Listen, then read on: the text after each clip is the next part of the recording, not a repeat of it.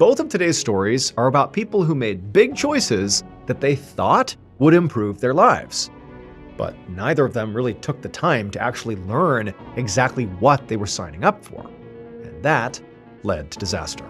But before we get into today's stories, if you're a fan of the strange, dark, and mysterious delivered in story format, then you've come to the right place, because that's all we do, and we upload 2, 3, even 4 times every week. So if that's of interest to you, please gift the like button a nice, brand new gumball machine. But don't tell them the gum is actually just painted balls of candle wax. On June 8th, 2015, 72-year-old James Lee Rogers parked his beautiful red Corvette in the parking lot of a Waffle House in Port Arthur, Texas. And as he pulled that car into the lot, James, he just felt so proud to be driving this vehicle. This was a 2007 C6 Chevy Corvette, pristine condition, and it was exactly the car that James had been dreaming about like his whole life. It drove amazing, it looked incredible, and more than that, it had all these modern elements to it. It didn't even have regular door handles. Everything was like push buttons and electric. To him, owning this car was like owning a really flashy sports car, and he thought that, anybody who saw him driving it, they knew this guy had made it. And on top of having this really cool car, James also had like a pretty awesome life here in Port Arthur. He had lots of family in the area. He had grown up here. He loved living here. But he also really loved this particular Waffle House. It was where he went basically every morning in his flashy car to get his coffee. But, it wasn't just their coffee that he was drawn to. It was the waitstaff. It was the regulars who went to this Waffle House. This had become like a sort of second home for him, and he really looked forward to coming here basically every day. And so he parks his Corvette, he gets out, and before he walks into the restaurant, he has to tell his dog, he brought his dog along, Leia, this cute little dog, to stay in the car because the dog was not allowed in the Waffle House. This was something he knew, but it was going to be quick. So he told Leia, to be a good girl and stay in the car, don't rip it up, this is his dream car. She was a very good dog. And so she sat down, he shut the doors, used the electric push buttons to do it. And then once he knew his dog was secure, into the restaurant he went. Once he got inside, James took his usual seat at the counter where his friend MJ was already sitting. MJ was in his 60s, and like James, he was also a fixture at this Waffle House. And so the two immediately began chit-chatting about the weather and their kids. And then at some point, James ordered his coffee and used that as a chance to catch up with some of the waitstaff that he spoke to every morning. And then eventually more regulars began filtering in and out, and James made a point to chat with them and laugh with them as well. Again, this was like his second home. And in fact, on this particular day, there were so many people that he wanted to talk to coming in and out of the restaurant that he decided, you know what, my dog's fine out there. I've only been in here for a few minutes. I'm going to order some food as well. However, right after James ordered his food, he turned and he looked out the window into the parking lot. And even though he couldn't actually see his Corvette, he could see that it was extremely sunny and very hot outside. Like he knew that when he showed up, but he's looking out there and it just looks like a desert out there. It's so hot and like there's nobody out there. It's just cars getting blasted by the sun. And he's thinking like Leia's out there. And even though he had the AC on when he pulled up, and so, likely his Corvette was still a little bit cool, there was no way that it was particularly comfortable in his car right now. And so before his food showed up, James turned to MJ and just said, hey, I'm going to be right back. You want to just like hold my seat? I'm going to go out and check on something. And MJ, who was kind of busy talking to other people, he's like, yeah, go ahead. I'll save your seat. And then James left the restaurant to go check on Leia. And so James, after leaving the Waffle House, he sort of ran around the corner out of view of where he had been sitting, and he went over to his beautiful dream car. And as soon as he walked up to the window, he could see that Leia was, very excited inside, happy to see James again. And, just for good measure, even though he now knew his dog's okay, he climbed inside the driver's seat and shut the door, and he turned around and he pet his dog, and he could tell the temperature inside the car was not that bad. And so he was only going to be in the restaurant for another 15, 20 minutes tops. She'd be okay. However, after only having sat inside his car for a matter of maybe like 30 or 60 seconds, he felt himself getting really hot. It was definitely not cool inside the car, and the sun's burning through the windows. And he just was like, you know what? This is not responsible to leave my dog in here. I can't do this. And so even though he had placed his order for food, he figured he could go in there, cancel the order. He was a regular. They'd understand. He could have one more sip of coffee, but that was it. He needed to get back out here and basically put the AC back on and get him and his dog back into the comforts of their own home. But when James pushed that super fancy button on his car door that he was sort of so proud of how modern his vehicle was, when he pushed it to open his door, nothing happened. And so James, he's just staring at the door in confusion because this has never happened before. And so he starts pushing it a few more times, but again, nothing happened. And then after a few moments, when this car door was not budging, James reached across and started pushing the button on the passenger side door to see if maybe it was just an issue with, his door. But no, that door wouldn't open either. And so finally, he decided he would just try to turn the car on to see if maybe that would help. But he couldn't get his car to turn on. The Corvette was completely dead, and James had no idea why. But he knew this was not good because, this car, because it's so modern, didn't have normal handles. They really were all electric, all buttons. And so if these buttons aren't working and all the windows are up, what do you do? How do you get out? And so James, he's starting to stress out about what's going to happen here. Is he going to have to break a window of his beloved vehicle here? Is that what he's going to have to do? And also, how crazy is that? How could he have wound up in this position? But also, the sun is just burning through the glass and he's suddenly becoming really aware of just how hot it was getting inside of his car. This is sort of becoming an emergency really quickly. Because again, he can't even turn on the car, so he can't turn on the AC. He's inside of an oven at this point. And so James instinctively reached for where his phone would normally be, but it wasn't there. And that's when he remembered he had left his phone inside the Waffle House. When he had gone in earlier, it was low on charge and he had handed it off to one of the waitstaff to go plug in somewhere. And so his phone's inside. He has no way to contact anyone. But luckily, right at that point, James looked out the corner of his eye and he saw a couple walking out of the Waffle House. And he's like, oh, thank goodness, someone's coming out. I can get their attention. They can come over here and get me out of here, or at least, call someone who can.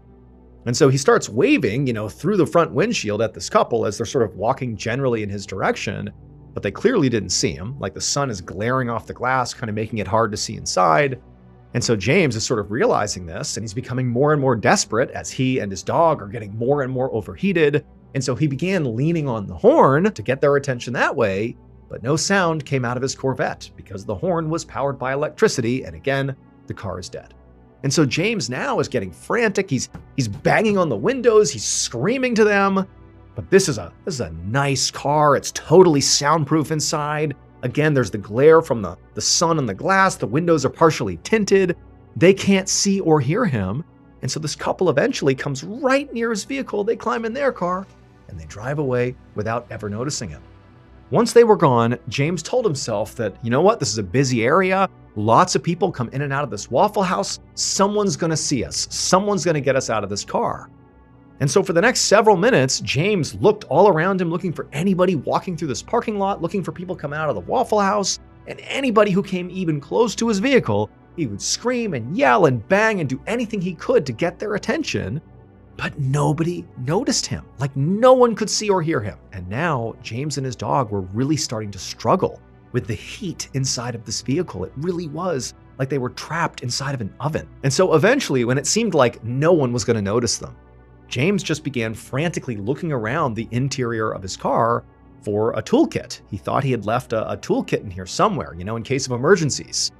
And he's thinking, maybe there was a tool in there he could use to maybe jimmy open one of the doors, or if he had to, he could maybe use something heavy in the toolkit to break a window, just to get out that way. And so eventually, in the back seat near Leia, he found this toolkit, but when he cracked it open, he was disappointed because it really didn't have anything that useful.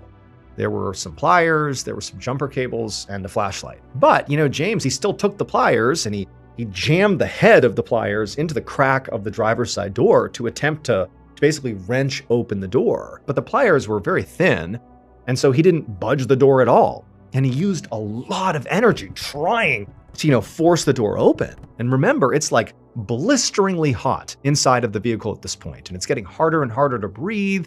Leah's struggling to breathe. James is, drenched in sweat. And so he drops the pliers and he just has this huge wave of anxiety come over him that oh my goodness, is this it? Are we going to die in here?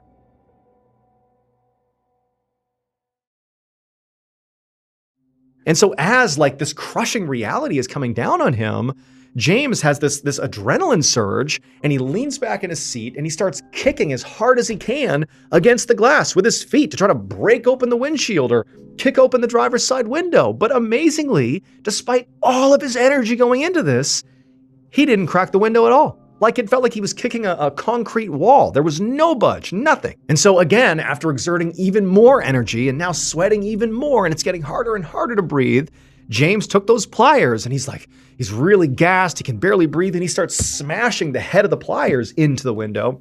That didn't do anything. So it's like, I can't do anything to get out of this vehicle. And so James, he sort of just like lays back in the driver's seat, which he had reclined at this point, and he's panting, he can barely breathe, he's opened up his shirt a little bit, and he's looking back at his dog, and she's really struggling, and he's just like, I can't believe this is happening. And as he's laying there, he sort of looks towards the front of the car, and his eyes land on the glove box in front of the passenger seat. And it was like, oh my goodness, how could I forget? There's a manual inside of there. There has got to be instructions for what to do if your car dies. There's got to be a way to get out. Like, it's got to be in that manual. And so suddenly, having all this energy, James sat up, he opened up the glove box, and he pulled out this manual that he had never read before. I mean, he had no reason to, but he opened it up and he began looking through it, looking for, the section that would explain what to do in case of, total power outage and you're stuck inside the vehicle. But like as he's looking at the pages, like his vision's swimming, it's so hot, he's so tired, and it's all this little text, it's hundreds and hundreds of pages, and like nothing explained the situation. It was like so not user-friendly. And so James, he's flipping through all these pages, and even just the act of turning the page was becoming so laborious, like he is just beginning to shut down. I mean, he's basically dying inside of an oven, and he can barely turn the page, and then before long, after about a quarter of the way through, it was like he couldn't see anymore, and he literally he couldn't turn the page anymore. He had no strength left.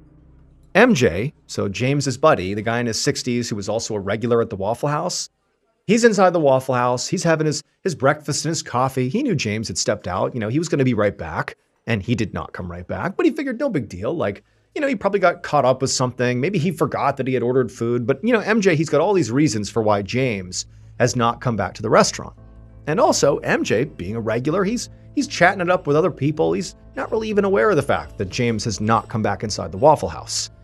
And eventually, after MJ had had his coffee and his food, he's getting ready to maybe make an exit himself when two employees come running in the front door of the Waffle House. And so everybody turns to these employees who clearly are sort of making a scene here, and they're like, what's going on? And the employees, they're like, we just saw James. He's asleep in his car and we can't open the doors.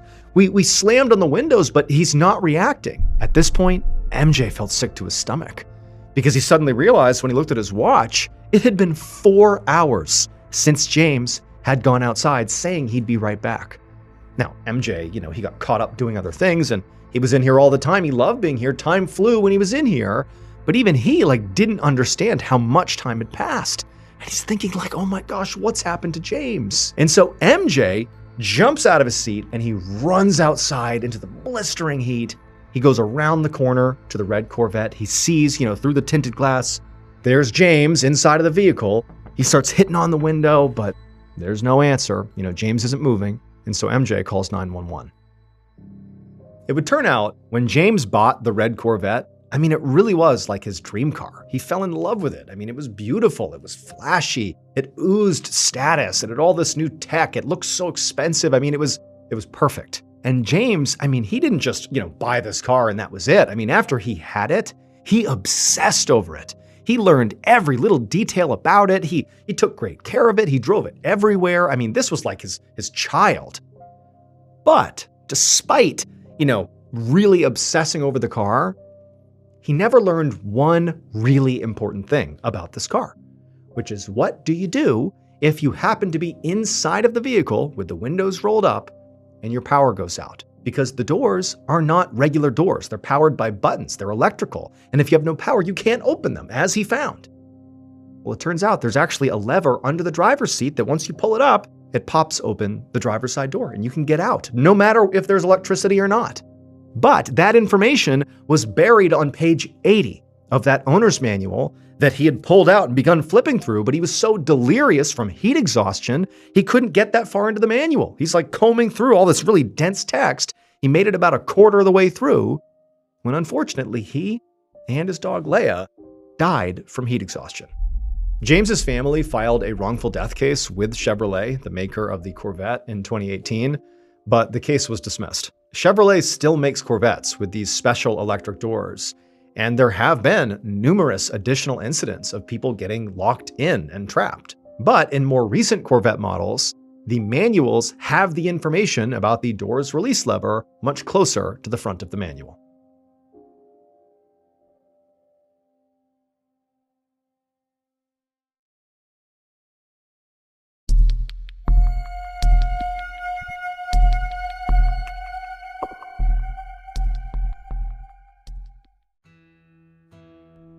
On the morning of August 20th, 1862, a 17-year-old farmhand named Jean Leroux carried his axe over to a stack of logs by a barn on a farm in Ottawa Township, Minnesota. As a farmhand, Jean was responsible for lots of different odd jobs, like splitting the firewood and feeding the animals and helping with the crops. Basically, Jean had to know every single inch of the farm and the woods that surrounded it, and how to take care of it all. But even though he was basically constantly busy, Jean still found his mind wandering to a place that was sort of difficult, which was he felt a lot of times pretty homesick. So Jean was actually from France, and he had left behind his whole family and his, previous life to come here to America, where there was supposed to be more opportunity. However, America was turning out to be a pretty violent place. The country was currently fighting the Civil War. And on top of that, the area specifically where Jean lived was pretty much like the frontier. And so there were these constant territorial disputes and virtually no law enforcement. So just a really dangerous place. But more than any dangers he faced, Jean just really missed his family, especially his mom. So he spent basically every spare minute he had, which was, few and far between, sitting out in the woods by this one particular just huge, beautiful oak tree. And he would sit at the base of it and he would make journal entries about basically everything he was doing so he could track it all and know what to tell his mom when he finally got to see her again. He just wanted to tell her all about his experience. Also, just for context, Jean had saved virtually all the money he had worked so hard to acquire, and his whole plan was to eventually send that money to his mother, who he loved so very much and missed so much. But more and more, like the more homesick he became, the more he wished he could actually just go back to France and get out of America and literally hand the money to his mom and just see her again and be done with this whole America experiment. But for now, Jean raised his axe over his head and he brought it down on the log that he was going to split. And it did, it split open, and he raised the axe again to chop another log. But as he did, he froze because off in the distance, he could hear a series of repetitive booming noises, like really loud. And for Jean, immediately his heart started to race and he was so scared because he knew what those were. Those were gunshots. And he was terrified that the thing that he, and really everybody else in his town, had been scared of for days was now finally happening. So right on the other side of the woods that surrounded the farm was the Minnesota River. And over the last decade, lots of people had settled along this river. And there'd been a town established right nearby, and new homes were being built constantly. However, all the expansion had literally forced out the indigenous tribe who had previously lived in the area, the Sioux. And after being displaced, the Sioux had struggled to find food and a place to live, while the settlers just continued to expand and take more of their land. So finally, just 2 days earlier, the Sioux had had enough, and they finally retaliated, attacking settlements along that river. It was being called the Sioux Uprising, and the attacks so far had been horrific. A lot of farms along that river had been burned to the ground, and their occupants had been killed right alongside it. And then just yesterday, the Sioux had attacked a city that was just 50 miles down the river from where Jean was right now. And so Jean and everybody else in this particular area had really been terrified the last 24 hours that the violence was moving in their direction towards Ottawa Township. And so now Jean, he had put his axe down and he just stood there, trembling as the sound of gunshots continued. This was not just a few stray bullets. This was a barrage of gunfire. And so this could only mean one thing. The Sioux were here. Now, Jean couldn't tell exactly where the shooting was coming from, but he could tell it was pretty close. And so Jean knew that he likely only had maybe several minutes to gather up whatever he could of his possessions and get to safety before the Sioux arrived. So Jean, he bolts over to the farmhouse, goes inside, and he goes to the area inside where he slept, and he grabbed his rifle, and he also grabbed his notebook and all that cash he'd been saving for his mom. And he jammed the notebook and the cash into a satchel, and with his rifle over his shoulder, he ran back outside. And then once he was outside, he sprinted right towards the tree line at the edge of the property. And after running for a little while, Jean finally stopped to catch his breath and to listen to see if there was more gunfire. And as he sat there listening, he couldn't hear anything. But that's when he realized, he's all alone out here. If the Sioux came charging through the trees right now, he wouldn't stand a chance, even with his rifle. But Jean had an advantage. He knew these woods like the back of his hand. He was in here all the time. And because of that, he knew exactly where to go to find safety. About an hour later, Jean's boss and the owner of the farm, Edward Gleek, hustled from his farmhouse towards town. Mr. Gleek had also heard the gunshots. Basically everybody in town had. And he had come running out of the barn just in time to see his farmhand, Jean Leroux, bolting off into the woods. And, Mr. Gleek, he didn't blame the kid. He was also horrified by the recent attacks and was also very worried that those shots they were hearing were a sign that trouble had finally arrived in their town. But after all these gunshots, no Sioux warriors showed up in town. And so now Mr. Gleek was heading to the town center to see what had actually happened. What were those gunshots? Now, Mr. Gleek had sort of accepted that this could have been something totally benign, or it could have been the Sioux. He didn't know. But he was just going to find out. He was rational. He was calm, despite, the risks here. But when he got into the town center, all he could see was just chaos. Many of the area's residents were out running around, carrying trunks and bags and all their belongings, like they were fleeing the area, much like Mr. Gleek's farmhand, Jean Leroux, had looked like he was doing. However, it didn't take long for Mr. Gleek to hear what had happened, and it was not an attack by the Sioux. Those people running around like maniacs, fleeing the area, they just hadn't heard the real story yet. They were sort of operating like there was an attack coming. So apparently, a group of American soldiers had been riding on a boat up the Minnesota River, and for some reason, they just gotten overly excited and began firing their guns repeatedly. So those were gunshots. And unfortunately, because they were gunshots, they completely freaked out all the residents around the river because of this growing threat of the Sioux attacking. But fortunately, at least in this case, there were no attacks. This was just, an unfortunate event. And so after hearing this, Mr. Gleek went back to his farm to find Jean and tell him that, everything was actually just fine. But when he got there, Jean still had not come back yet. And when Mr. Gleek went into the woods to go look around for him, he couldn't find him. Now, Mr. Gleek figured that Jean would eventually find out what happened, much like everybody else in town. Not everyone had the news yet, and so at some point that day, he was bound to return. But by the time night fell, Jean still had not come back.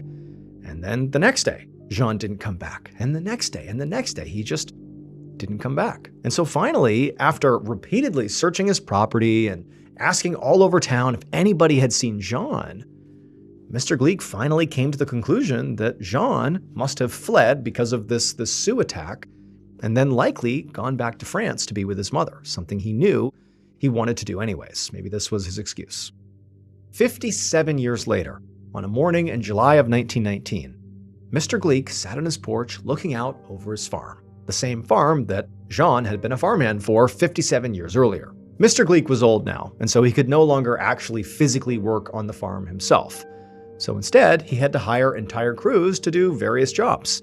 And in fact, right now, he had a whole bunch of workers out in the woods clearing away some dead brush for him. And so as Mr. Gleek is just kind of surveying his property, he notices a worker come running out of the tree line and starts waving at Mr. Gleek really frantically, like he had something really important to say.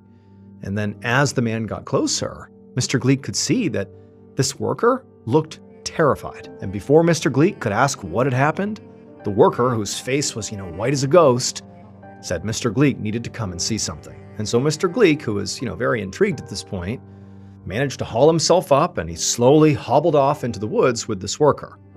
And as he got to where the rest of the crew was, inside the forest, he saw that they were all mostly gathered around this very large, recently downed oak tree. And the whole group was very quiet and tense, and they were all just staring at a section of this tree that had split open. When Mr. Gleek joined the group and looked at this particular section of the trunk of this tree, this hollow part, at first he didn't even know what he was staring at. It was just this hollowed out sort of split section of the tree, and there was a few items that didn't belong there that were inside of it, like a cachet of sorts.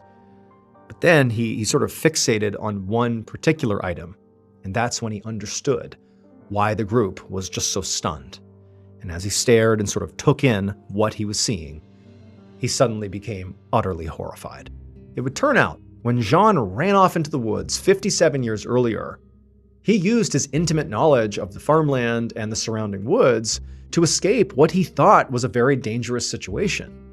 And he did that by hiding. Jean knew that oak tree where he would always go when he would write in his notebook happened to have a hollow trunk. And he figured he'd be just the right size to crawl inside of there and stay in there hidden until the Sioux were gone. And so Jean had made it to the tree, and he had wedged himself inside of there, totally out of view. And then unfortunately, he got stuck. From inside the trunk of the tree, Jean had managed to write one last letter to Mr. Gleek, saying that he couldn't get out, he was stuck, and if he did die here, to please give all his money to his mother in France. And so decades later, when Mr. Gleek's workers cut that big oak tree down, what they found inside of the hollow trunk was Jean's gun, his money, his notebook, and his mummified body.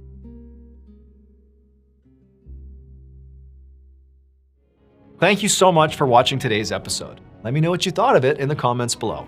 And remember, we have a whole playlist of Places You Can't Go episodes ready for you to binge right now. So go ahead and click here and give them a watch. All right, until next time, see ya.